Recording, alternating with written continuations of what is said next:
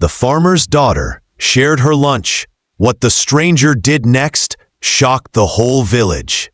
Rain carried the smell of tin and wild jasmine across the valley as the last bus coughed away, leaving Mara alone at the gravel stop with a suitcase the color of old cherries and a promise she wasn't sure she could keep. The town of Wayfair lay ahead like a folded map. Narrow streets, leaning porches, a church steeple that pierced the evening, and fields breathing out the warmth of the day. She pulled her coat tighter, listening to the frogs begin their shift, and told herself aloud, "We start with kindness." The words steadied her like a handrail in a dark stairwell. The sign for the Willow House flickered once, twice, then settled into a stubborn glow.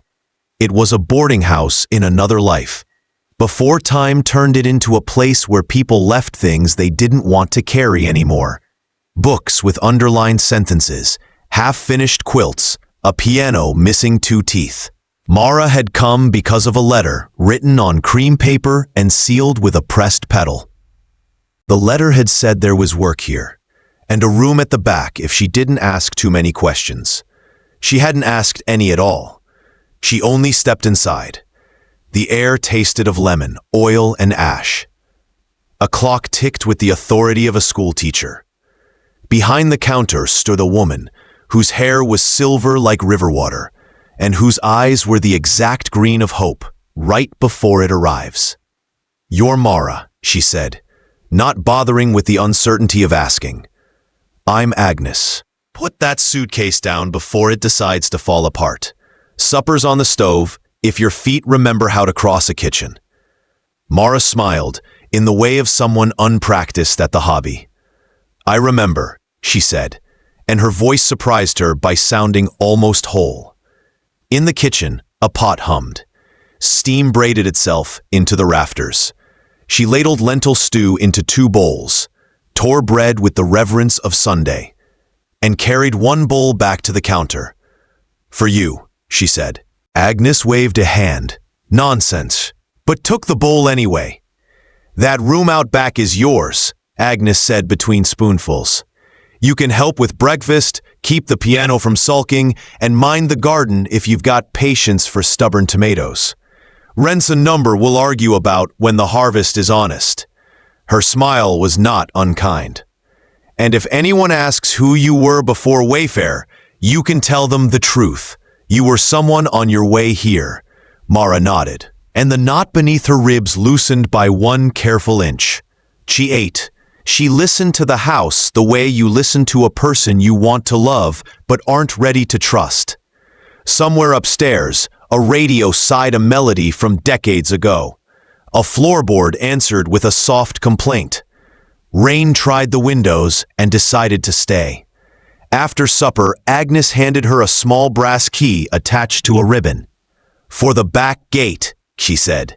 "There's a field beyond the willow, and a path the schoolchildren take when they're trying to stretch the day. If you follow it, you'll find the old station. Nothing runs there now, not trains, not even rumors. But sometimes people still wait." "Wait for what?" Mara asked. "For the thing they think is coming," Agnes said, and turned the sign on the door from open to "We'll see." The room at the back had a quilt that looked like a map of storms, stitched by hands that believed storms could be arranged if you named the colors right. On the dresser sat a photograph of the house from long before. 4 people on the porch steps with their knees touching. Someone had written, "Keep a chair ready." Mara touched the frame the way a person tests a river before crossing. She set her suitcase beside the bed and then, for reasons she didn't examine, opened the back door and stepped into the rain-washed courtyard. The willow bent toward her as if to tell a secret. Fireflies hung in the air like patient punctuation. That's it. She walked until the grass gave way to gravel, until gravel gave way to timbers sleeping beneath a moth-eaten platform. The station was only a skeleton, but it remembered its muscles. A bench stood where commuters once rehearsed their lives. On the bench, a boy no older than 10 stared at a paper boat cupped in his hands. He looked up as Mara approached, eyes the swift color of storm water. "It won't float on rocks," he said, as if she'd argued with him about it. "No," Mara agreed. "But it will float on a promise. Rocks listen to those." The boy considered this, then shrugged in a way that meant he was choosing to be convinced. He wore a backpack stitched with a lightning bolt and the word Roscoe in careful thread. His shoes were wet and brave. "You knew?" he asked. "Today knew," Mara said. "I'm Mara. Roscoe," he said, tapping the stitched letters. "Mom says if I'm here, I have to be back by the bell. Not the school bell, the church one. It's louder and less interested in math." They sat on the bench as if they'd planned to. Mara folded a new boat from a page she tore from her pocket notebook. She wrote a word on its side, "Stay." The boy held it as if the word might leak. "Do you make wishes?" he asked. "I make bargains," she said. "I give the world something small. It returns something I didn't know to ask for." She almost added, "Like a room with a quilt and stew, like a woman with river water hair, like a conversation that didn't ask me to perform my sorrow." But she stopped because the rain had started to thin and the air was listening. A man crossed the platform then, umbrella held low, suit cut neat enough to confess money. He moved like someone who kept his own weather. He paused when he saw them. "Is this the Wayfair station?" he asked, the word station carrying a question it wasn't built to hold. "Only if you've got time to wait," Roscoe answered, unimpressed. "Nothing arrives except ideas." The man smiled at the boy's accuracy, then looked at Mara as if confirming a rumor. "I'm looking for the Willow House," he said. "Agnes sent a letter." "I can show you," Mara said, standing. Something in his face, tired, careful, expensive, made her think of doors locked from the inside. She gestured toward the path. Roscoe fell into step beside them, because children are gravity to their own curiosity. They walked under the kind of evening that chooses forgiveness. The man introduced himself as Eli Calder, paused as if waiting for recognition, then seemed relieved when none arrived.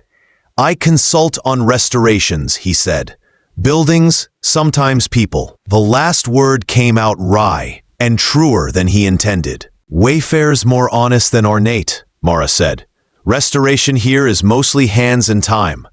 "Then perhaps I'll have to learn both," he answered. At the back gate, Mara used the brass key. The ribbon left a gold mark on her palm. Eli stopped short when he saw the willow and the house with its stubborn sign. He exhaled like someone setting down a piece of history. "It looks the same," he murmured. "You've been here?" Mara asked. "A lifetime ago," he said. "Agnes taught me the difference between leaving and returning. Leaving is a direction. Returning is a decision." He smiled, but the smile had a fracture that light kept finding. Agnes opened the door before they reached it. "Eli Calder," she said dryly, "you sent a letter with a pressed petal and expected me to pretend you'd found gentleness. Come in before you rust." Her eyes flicked to Mara and softened. "Good. You met each other outside where the air can tell on you." They ate warm apple cake that tasted like a rumor you could trust. Roscoe performed a ceremony involving the paper boats. The piano obliged with a chord it hadn't known since spring, and the house approved by not creaking once. Later, when the church bell tolled the hour, like an old friend reminding you not to miss yourself, the boy ran home, his lightning bolt bright against the road. Agnes poured tea and turned serious. "Mara, people come here carrying stories that have too many sharp edges. We sand them down by using them. Eli's in town to fix something that isn't only wood. You'll help if you choose. Choice is the only rent I collect on time."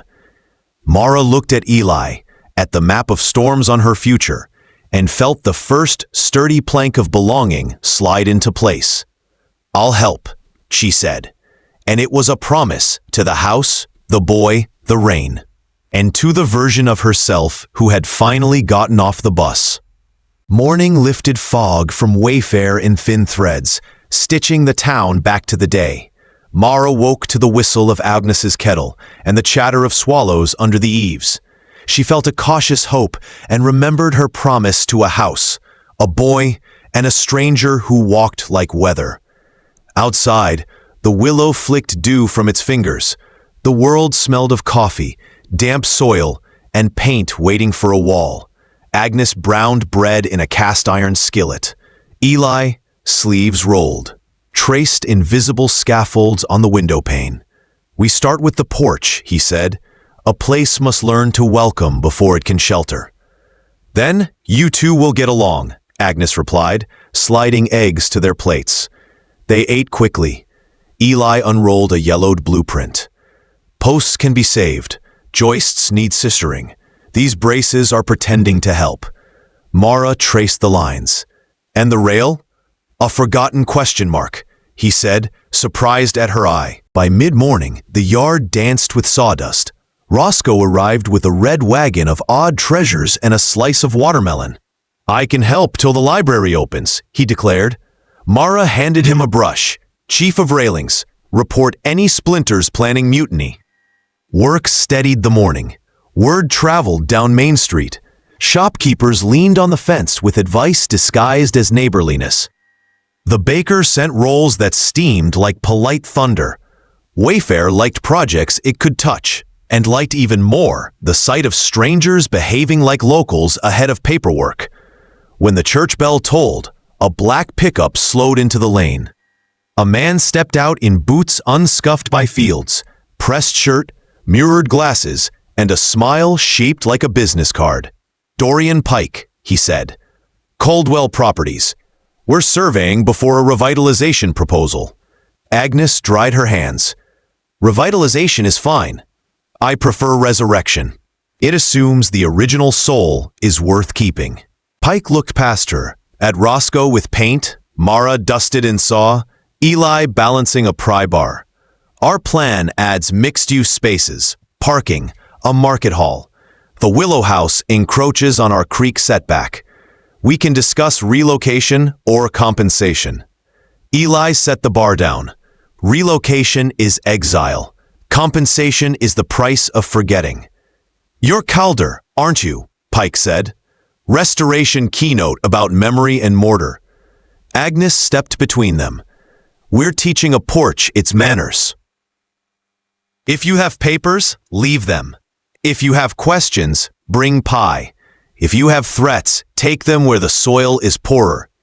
He left a glossy folder like a napping snake. Roscoe asked if they needed a shovel. "Not yet," Agnes said. "Shovels are for planting and burying. This is for reading and choosing." Work resumed, though the air turned metallic. Eli's jaw hardened. Mara noticed a tremor in his hand when he lifted a beam. She steadied the other end. "Breathe," she said. The beam settled with a sound like agreement. Agnes sent Mara and Roscoe to the station with tea and shortbread. "Men and towns need sweetness," she said. In daylight, the station looked less abandoned, more like an elder choosing to sit. They poured tea into tin cups and launched paper boats, each christened with Roscoe's print. "Brave, mend, listen, stay." "Will the house move?" he asked. "No," Mara said, as if certainty could build a bridge. "This town needs a porch more than a parking lot."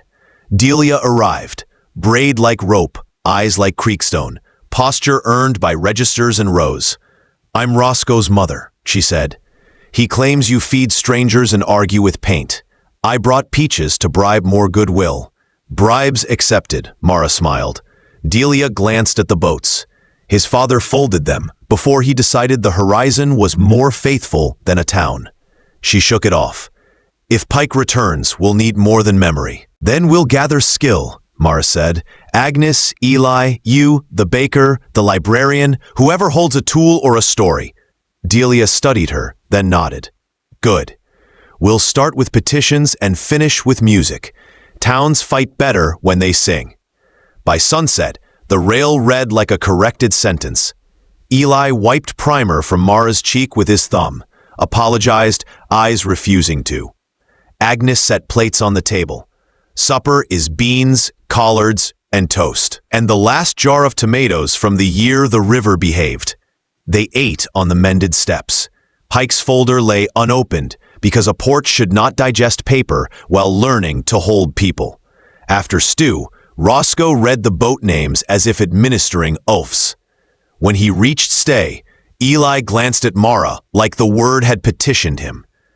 Night rose from the grass. Crickets tuned the dark. Agnes fetched her guitar. Delia returned with peaches that tasted like luck. The song didn't have verses so much as a long remembering. Eli's voice joined late, but true.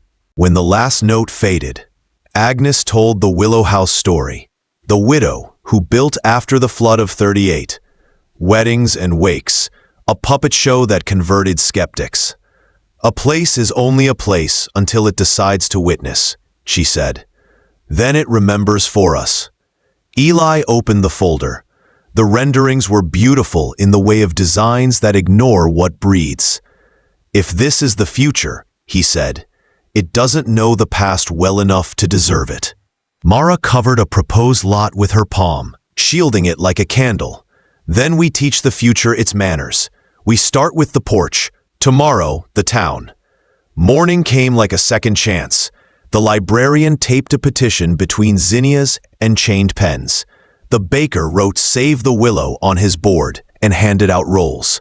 A barber printed flyers on a wheezing machine that coughed ink like an overdramatic poet. Roscoe became Wayfair's youngest courier, peddling with signatures and peaches for bribes. Eli and Mara visited the school. The shop teacher said yes before the sentence ended. We've built birdhouses, she said. Time we built a reason for birds to stay.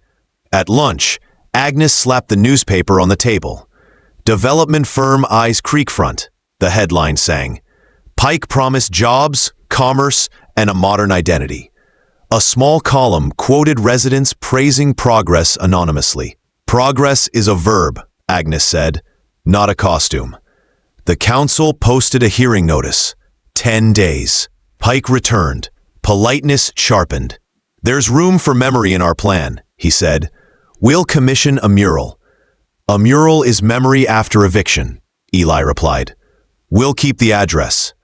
Pike's gaze paused on Eli, then slid to Mara. You're new. Don't mistake nostalgia for stewardship.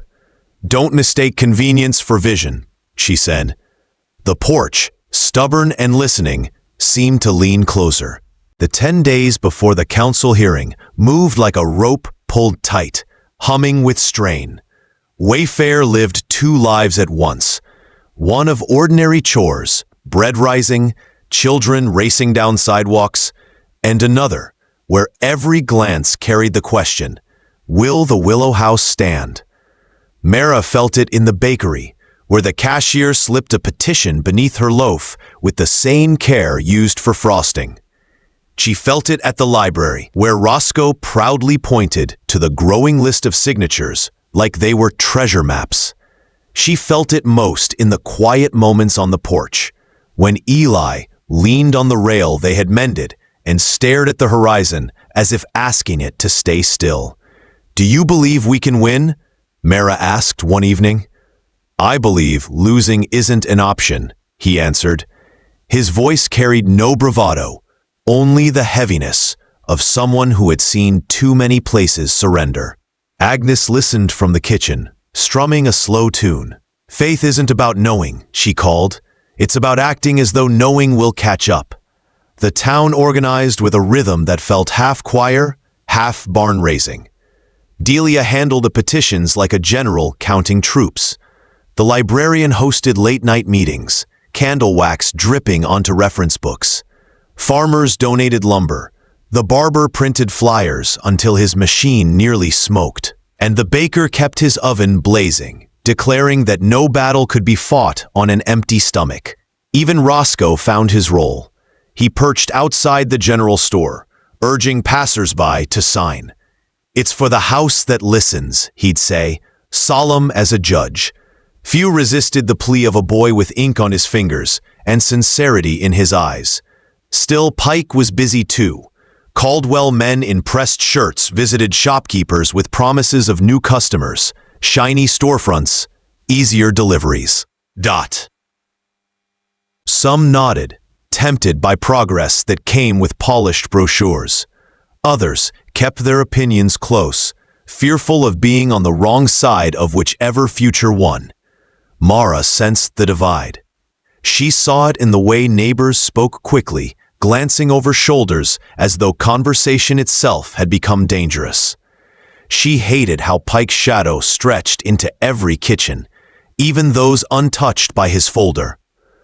One evening, Eli slammed the blueprint table harder than he meant to. "They don't want preservation, they want replacement. They'll gut the bones and hang nostalgia on the walls like decoration." Mara touched his sleeve. "Anger builds walls too high for allies to climb.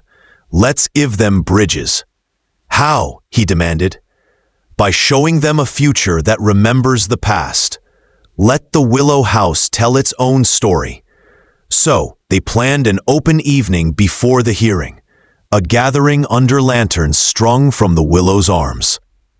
Agnes named it Night of Memory and Promise. Invitations spread through gossip more quickly than ink. The night arrived cool, stars pressing close. Tables lined the yard, heavy with food that smelled of cooperation. Stews, pies, roasted corn, jars of pickles traded between families. Children darted with sparklers, leaving scribbles of fire in the dark. Mara spoke first, her voice trembling but steady enough. She told of arriving hungry, of finding kindness on the porch, of discovering that a house could hold more than walls. She ended simply, "If it falls, what else will we forget?" Then Agnes sang a song older than the highway, her voice weaving through the crowd like thread stitching torn fabric. Delia read aloud letters collected from elders who couldn't attend, their memories spilling with weddings, reunions, even arguments that had ended in laughter. Roscoe held up his paper boats, naming each aloud. Brave, mend, listen, stay. Finally, Eli stepped forward. His words surprised even him. He spoke not of structures, but of grief, how memory could be both anchor and wing. He confessed the emptiness he had carried, how Wayfair had reminded him that silence need not be permanent. The Willow House does not only belong to yesterday, he said. It belongs to tomorrow too, if we allow it. The crowd erupted in applause that felt less like noise and more like agreement. But at the edge, Pike lingered, his suit gleaming under lantern light. He clapped politely, then stepped forward with a microphone borrowed from the band. "Beautiful sentiments," he said smoothly, "but progress cannot be halted by nostalgia. We offer jobs, housing, opportunity. Emotion is powerful, but it does not pave roads." Agnes rose before anyone else could answer. "Emotion is why we build roads at all," she said. "Otherwise they'd be nothing but gravel and greed." Laughter rippled, though the tension stayed. Pike bowed slightly, unshaken. "We'll let the council decide." The morning of the hearing, Wayfair seemed to hold its breath. The hall overflowed. Neighbors pressed shoulder to shoulder. Children fidgeted. Farmers in boots stood beside clerks in ties, all waiting. The council chair cleared his throat. "We will hear both sides." Pike's team presented first. Glossy renderings, statistics about growth, promises of tax revenue. His words moved with professional polish, every syllable shaped to sound inevitable. Murmurs of approval passed through parts of the crowd. Then it was Wayfair's turn. Agnes stepped forward with her guitar and sang one verse, voice shaking the rafters. Delia presented petitions stacked like bricks, Roscoe read a short statement he had practiced for days. A town without memory is a body without breath. His high voice carried farther than expected. Mara spoke quietly but firmly. I was a stranger. This porch gave me welcome before it knew my name. If you take it away, you take away the chance for tomorrow's strangers too. Finally, Eli held up a small frame, one of Lily's drawings he had kept hidden until now, a sketch of a house with a giant willow beside it. His voice cracked. My daughter believed in places that listen. Please let this one keep listening. The room fell silent. Even Pike's assistants shifted uncomfortably. The council recessed for deliberation, leaving the crowd buzzing with nerves. Outside, Pike cornered Eli. You speak well, he said, but sentiment won't pay bills. Walk away now, and Caldwell will forget your defiance. Eli met his eyes. I don't want forgetting. I want remembering. That's something your firm has never understood. The decision came hours later, the council filing back, with papers trembling slightly in their hands.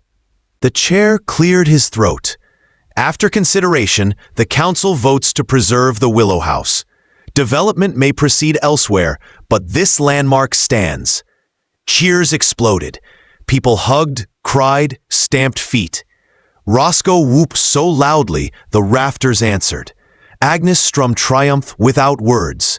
Mara felt relief flood her like warm rain. Eli, usually guarded, pressed his palms against the rail and whispered something too soft to catch. Pike's jaw tightened. He collected his papers, offered a curt nod, and walked out, shadow trailing longer than his body. The town had chosen. As the crowd spilled into the night, the Willow House glowed under lanterns, proud and stubborn. Children ran circles around its posts. Elders touched its beams like greeting an old friend. The porch creaked under the weight of joy, but it held, stronger than ever. Eli turned to Mara. We fought for a place, he said, but maybe what we really fought for was each other. Mara smiled. Both, I think, and both were worth it. Above them, the willow swayed, leaves applauding in the wind. The morning after the council's decision, Wayfair woke like a choir that had slept in its pews and risen still singing. Windows opened early. Broom bristles whispered across stoops. Someone on Main Street hung a banner that read, "Thank you," in letters big enough to be noticed by clouds. The Willow House wore the victory lightly, as if it had never doubted. As if holding fast were simply what porches do. Mara stood on the steps with a mug she didn't drink from, and let the town sweep through her like wind through wheat. Eli arrived with lumber balanced on his shoulder, the quiet happiness of a man who had set down a weight years in the carrying. He touched the newel post with the brief reverence a person reserves for altars, then looked toward Mara as if to ask permission to grin. She gave it by smiling first. Agnes rotated a pie from one hand to the other like a bartender practicing a flourish, slid it into the kitchen, and emerged with a hammer. No resting, she declared. Victory stiffens if you let it cool. They set to work on the back steps, the ones that led toward the willow and the path to the old station. Roscoe tugged a wagon, stacked with paint cans and a cooler of lemonade. Important cargo, wobbling with righteous purpose. He wore a paper crown cut from yesterday's headline and insisted on inspecting every nail for courage. Delia arrived with a tray of biscuits and the kind of hug that tells a person the town has decided to keep them. Today, Agnes said, wiping her brow, we repair the fence that flirts with the tomatoes. We sand the banister that splinters out of boredom, and we argue with the shed until it confesses what it's been storing. What do sheds hide? Roscoe asked. Everything neighbors forget they promised to return, Agnes said, and the past tense of rain. By noon, The shed had turned out a scandal of rusted tools, a carnival of jars, and a crate of hand-lettered signs from long-ago festivals.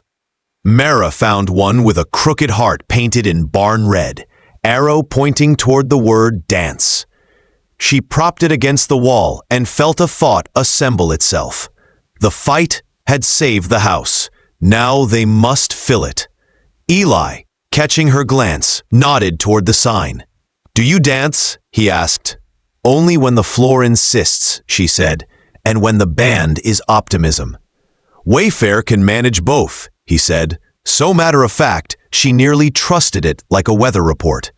He grew serious. "I've been thinking about the station. It needs a reason to be more than a bench for waiting." Mara considered the skeleton of that platform, the timbers remembering trains, Roscoe's paper boats setting sail on air. "A pavilion," she said. "Open sides, market some, music other days. Names carved into the beams so the place learns its people." Eli's eyes warmed, as if a door inside him had swung wider. "A place for arrivals that aren't trains." "Exactly," Mara said. "And a path from the Willow House to the pavilion stitched with bricks stamped by donors, so people step across their own promises." Agnes, who overheard even when she did not, clapped the hammer to the rail like a gavel. "Approved by the Committee of Common Sense," she said. "We'll throw a festival to launch it." Wayfair likes to begin things by remembering what it's beginning. Work paused for Pie, because Pie has veto power over schedules. While Forks argued amiably with Crust, Pike's black pickup rolled past slowly, windows up, mirror eyes forward as if daylight were an accusation. He did not stop. He did not wave. He drove through town like a man who had lost a chess match to a board he believed was decorative. No one spoke until his taillights were small and the road had finished forgetting him. "He'll be back," Delia said quietly. "Let him," Agnes replied. "We are tired of being unvisited history." They drafted a new page on the chalkboard. Station Pavilion. Needed. Hands, stories, lumber, laughter, nails that like to stay. People added their names, their trades, their spare hours. The school's shop class drew a plan with measurements that looked like tidy poems. The barber volunteered clippers for anyone who swore a free haircut would keep them on task. The baker committed to cinnamon rolls shaped like spiral rails. Even the mayor arrived with a pen and the embarrassed confession of a man late to a parade. That evening, as shadows climbed the walls and frogs punched in for the night shift, Eli knocked on Mara's doorframe with the awkwardness of someone who had practiced the gesture and still doubted his skill. He held a small wooden box, smooth and simple. "For you," he said. "A thank you for fighting for a place I didn't know how to ask for." Mara lifted the lid. Inside lay a carpentry pencil, a folded ribbon of blue measuring tape, and a compass burnished by many pockets. The compass needle jittered once, then found north. "It remembers," she said. "So do you," he answered. "And you help me." They stood in the doorway's square of warm air, the house breathing gently around them. Mara wanted to tell him the true story of her arrival. The bus ticket bought with tip money, and the job she had left when kindness turned into a currency with terms she would not pay. She wanted to say that the Willow House had looked like an argument against despair, and won. But she only said, "Stay for tea." They drank in a comfortable near silence that felt like music deciding whether to begin. When he left, his hand brushed the doorframe, the way a sailor ribs a trustworthy hull. Over the next weeks, the town met itself in useful tasks. The pavilion rose from the station's bones as if the old platform had sprouted future. Posts set, beams bolted, rafters introduced to sky. Children painted benches with vines and birds and secret initials tucked under slats. Elders offered advice precise as recipes. 3 coats, not 2. First one thin like caution. Roscoe organized a naming contest for the pavilion. The winning entry, by general shout, was the listening deck. Mara and Eli worked side by side until conversation became a habit that did not need topics. She learned he had grown up in a city where buildings scraped the sky to see whether heaven would blink, that he had married young and lost younger, that grief had taught him the dangerous trick of passing for stone. He learned she had once been a nurse's aide who collected families the way some people collect stamps, that she could recite by heart the sounds that haunt a hospital at 3 a.m., that she had kept choosing mornings even when nights tried to claim her. Pike did not vanish. He filed an appeal that would take months to unfold in offices far away, where maps spoke louder than memories. He acquired parcels along the creek from owners who wanted quiet, or cash, or both. He hosted a reception at the hotel, with canapés so crisp they broke like glass and speeches so smooth they slid past understanding. A few townsfolk went, curious or cautious. Most stayed away, the way you avoid tasting something that has decided not to be bread. On a bright Saturday, they opened the listening deck. Lanterns hung from rafters like captured moons. 2 fiddles argued cheerfully with a banjo, while a drum found persuasive common ground. The barber shaved a maple plank into curls as a demonstration of the beauty of obedience. The librarian read a poem about thresholds. Agnes told a story about the widow who built the willow house and the day she painted the porch sky blue to convince wasps they'd already claimed it. Delia sold jars of peaches for the price of a promise. Mara walked among them with trays of lemonade and felt, for the first time, that she was not only in Wayfair, but of it. Near dusk, clouds shouldered the mountains. The wind changed its opinion. A sheet of rain arrived as if hired for drama, fast and thorough. People rushed under the deck. The band went acoustic without complaint. In the wet dim, Mara saw a small boy slip from his mother's grasp and make for the creek's swollen edge, the kind of miscalculation only childhood finds reasonable.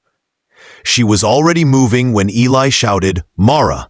but she heard him as a blessing, not a leash. She reached the boy 2 strides from danger, clutching his jacket, hauling him backward just as the bank gave way. The mother crashed down beside them, sobs and gratitude colliding. Thank you," she kept saying, like counting beads on a rosary that had finally remembered its prayer. Mara breathed through the tremor in her knees and handed the boy the compass from her pocket. "This keeps you near home," she said. He nodded with the solemnity of converts and clutched the brass like a new rule. Eli knelt, hand trembling as it hovered over Mara's shoulder, and then settled there, warm and solid. For a breath, she allowed her weight to lean into it, that small, medicinal permission. When she stood, he stood with her, and the deck erupted in that relieved laughter crowds used to shake rain from fear. After the storm moved on, night opened like a curtain to a sky rinsed clean. Lanterns threw coins of light across puddles. The band found its song again and invited feet to vote yes. The crooked dance sign leaned against a beam as if winking. Mara hesitated, but Eli offered his hand, palm up, question gentle. She set her fingers in his. They moved not like experts, not like strangers, but like 2 people fluent in the same silence. Around them, the town stepped into its own rhythm. Old couples remembering, new couples inventing. Agnes called it communion without pews. Later, they sat on the edge of the deck with their feet almost touching the reflection of the moon. "You saved him," Eli said.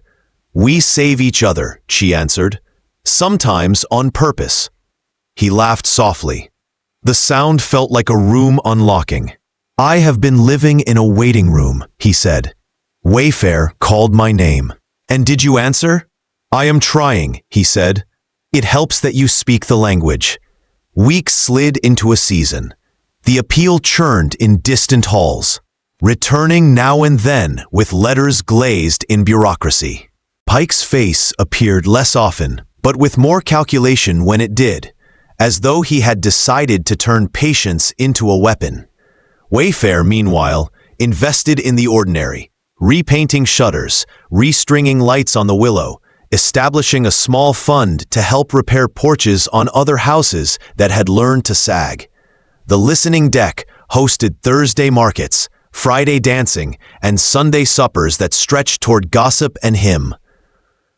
One afternoon, Mara found Agnes at the kitchen table with a stack of envelopes and a look that made the room sit up straighter. A letter from the city, Agnes said, tapping the top envelope. Pike's appeal failed. The landmark status stands. They can build their market hall somewhere that doesn't already know how to feed people. Mara let out a sound like weather changing lanes. Eli raised both hands and then, self-aware, turned the gesture into a quiet clap aimed at the ceiling. Roscoe burst in, drenched in after-school joy, and demanded a parade. They obliged with a lap around the table, Delia banging a wooden spoon on a pot like a forward-looking drum. That night, Wayfair threw a small, stubborn party, not for triumph. Victory had already been celebrated, but for time, for the slow program of a town learning how to keep itself. In the soft lampshine, Eli and Mara drifted to the Willow. He traced the air with his finger the way he used to on windows. But now the lines looked less like scaffolds and more like invitations. Tell me the story you haven't told, he said, voice careful but not timid. Mara breathed once, like stepping onto a bridge you built yourself.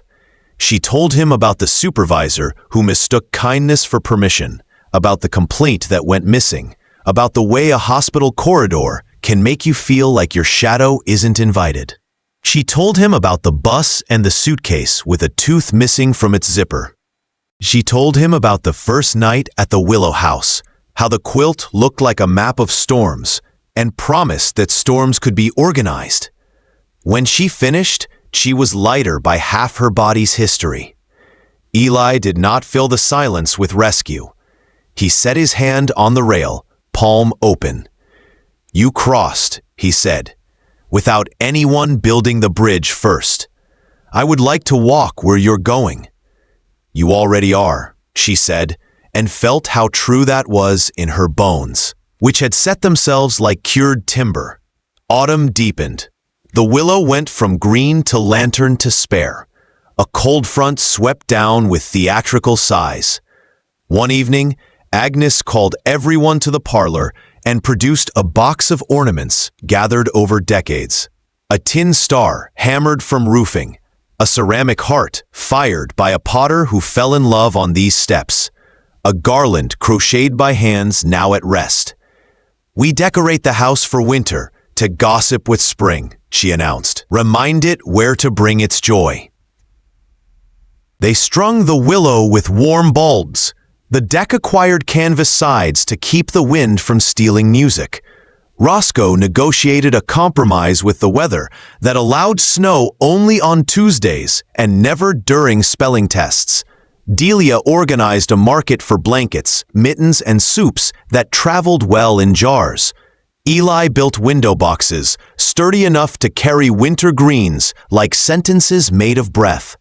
On the first snowfall, the world hushed in the way of cathedrals. Pike's truck did not appear. A few months later, a for-lease sign swung in front of the hotel ballroom where he had courted persuasion. Wayfair went on storing itself properly in the cupboards of daily kindness. Some nights, Mara and Eli sat on the steps after the last market had packed its laughter. They'd count boats lodged in the rafters, children's vows gone aloft, and decide which word they needed most that week. Mend, listen, brave, stay. Often they chose stay, not as a command, but as a practice. On the anniversary of the council vote, the town gathered again, not to argue, but to remember. Agnes opened the event by pinning the crooked dance sign in a place of honor and declaring the first song a requirement for all shoe sizes. Roscoe, now a year taller and a measure wiser, presented a framed compass to the listening deck for finding home if the map goes missing. Delia read a list of names of people who had moved away and sent back donations with notes like, "Tie this to a beam and think of me." The band played until the night carried their chords beyond the creek.